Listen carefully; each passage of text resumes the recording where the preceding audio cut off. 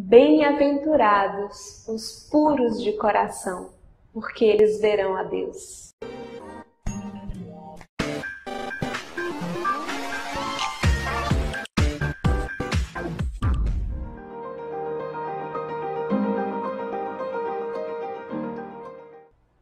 Conforme o prometido, o episódio de hoje é uma espécie de continuidade do episódio anterior. Estamos ainda no mês de janeiro da Revista Espírita de 1859. No episódio anterior, nós falamos sobre um médium vidente, o senhor Adriano, que tinha a possibilidade de ver os espíritos desencarnados o tempo inteiro. A característica da permanência dessa faculdade mediúnica. E por conta dessa possibilidade, por conta dessa característica da sua manifestação mediúnica, ele podia descrever uma espécie de retrato falado dos espíritos que eram evocados, dos espíritos que ele via. E nesse artigo de hoje, nós vamos trabalhar uma dessas evocações que está na Revista Espírita de janeiro de 1859. Nesse artigo, Conversas de Além-Túmulo, Kardec traz duas evocações que têm a presença do senhor Adriano e que ele dá essa espécie de retrato falado do espírito evocado. Mas nós escolhemos a segunda evocação, que é nada mais, nada menos do que uma evocação do filósofo Diógenes.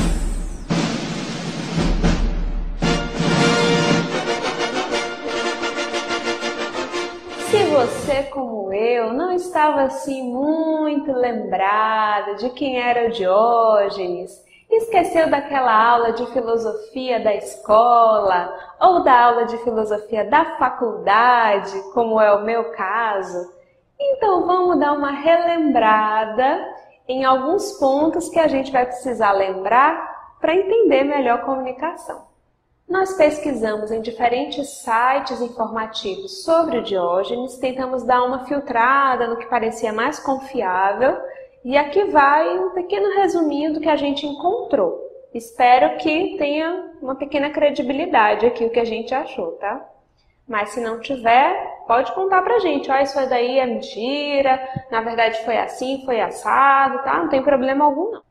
Conta-se que Alexandre o Grande, após entrar em Atenas, fica sabendo que por ali havia um tal Diógenes, que era um sábio, que menosprezava as coisas materiais. E esse Alexandre tenta ter um contato, encontrar com esse tal desse Diógenes. Dizem que por menosprezar praticamente tudo de ordem material, as coisas mundanas, que o Diógenes andava pela rua praticamente como um mendigo e carregava na mão uma espécie de lamparina, uma espécie de lanterna daquela época. E ele dizia que levava essa espécie de lamparina acesa porque estava buscando um homem de verdade, que vivesse, que pensasse por si mesmo, e não apenas seguindo o rebanho, seguindo os outros. Quando finalmente Alexandre o grande conquistador, encontra Diógenes, que estava ali sentado, alguns dizem que numa espécie de barril, onde talvez ele morasse, e ele estava ali tomando um sol, o Alexandre se aproxima dele. Ó, grande sábio, eu sou Alexandre o grande conquistador. Me diga o que você quer, o que você deseja, escravos, joias, terras, e eu te darei. Senhor, apenas não tire de mim o que não pode me dar. Ele se referia ao sol, porque Alexandre o Grande estava exatamente na frente do sol, atrapalhando que a luminosidade chegasse até Diógenes.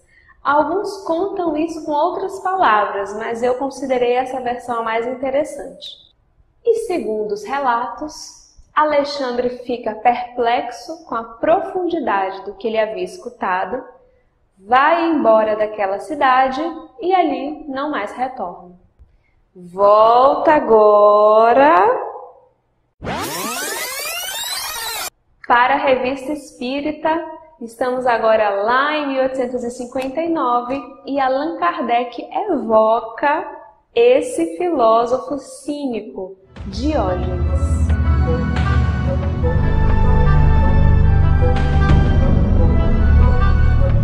Foi feita a evocação e então vem a resposta. Ah, como venho de longe! Podereis aparecer ao senhor Adriano, nosso médium vidente, tal qual éreis na existência que vos conhecemos? Sim, e até mesmo, se quiserdes, vir com minha lanterna, aquela lamparina que ele andava na rua, perambulava procurando um homem virtuoso. Olha o retrato, a descrição que foi feita pelo médium vidente, o senhor Adriano. Fronte larga, com saliências laterais bem pronunciadas, nariz fino e aquilino, boca grande e séria, olhos negros e encovados, olhar penetrante e zombeteiro, rosto um pouco alongado, magro e cheio de rugas, tez pálida, bigodes e barba incultos, cabelos cinzentos e ralos, roupas brancas e muito sujas, braços nus, assim como as pernas, corpo magro e ossudo, sandálias em mau estado amarradas às pernas por correias. Dissestes que vinhas de longe, de que mundo vieste? Não o conheceis. Terias a bondade de responder a algumas perguntas? Com prazer. A existência que vos conhecemos, sob o nome de Diógenes, o cínico, foi proveitosa para a vossa felicidade futura? Bastante. Laborais em erro, levando-a ao ridículo, como fizeram meus contemporâneos. Admiro-me mesmo de que a história haja esclarecido tão pouco minha existência e que a posteridade tenha sido, pode-se dizer, injusta ao meu respeito. E então, diante dessa resposta, Kardec faz uma pergunta perfeita. Já que ele diz que foi bastante proveitosa a existência e que os relatos falam dele perambulando pela rua e tal, Kardec então pergunta: que bem pudestes fazer, considerando-se que vossa existência foi muito pessoal, ou seja, muito voltada para si mesmo? Trabalhei para mim, mas podiam ter aprendido muito comigo. Quais as qualidades que gostarias de encontrar no homem que procuráveis com vossa lanterna? Firmeza. Acreditastes possuir as qualidades que buscáveis no homem? Sem dúvida, esse era o meu critério. Dos filósofos do vosso tempo, qual o que vos merece a preferência? Sócrates. Qual que preferis agora? Sócrates. O que dizeis de Platão? Muito duro. Sua filosofia é bastante severa. Eu admitia os poetas, ele não. O que se conta a respeito de vossa entrevista com Alexandre o Grande é verdade? Muito real. A história até a truncou. Em que a história a truncou? Ouço falar das outras conversas que fizemos juntos. Acreditais que ele me tivesse vindo ver para dizer somente uma palavra? As palavras que se lhe atribuí, de que, se ele não fosse Alexandre, gostaria de ser Diógenes, são verdadeiras? Talvez as tenha dito, mas não à minha frente. Alexandre era um jovem maluco, vão e orgulhoso. A seus olhos eu era um mendigo.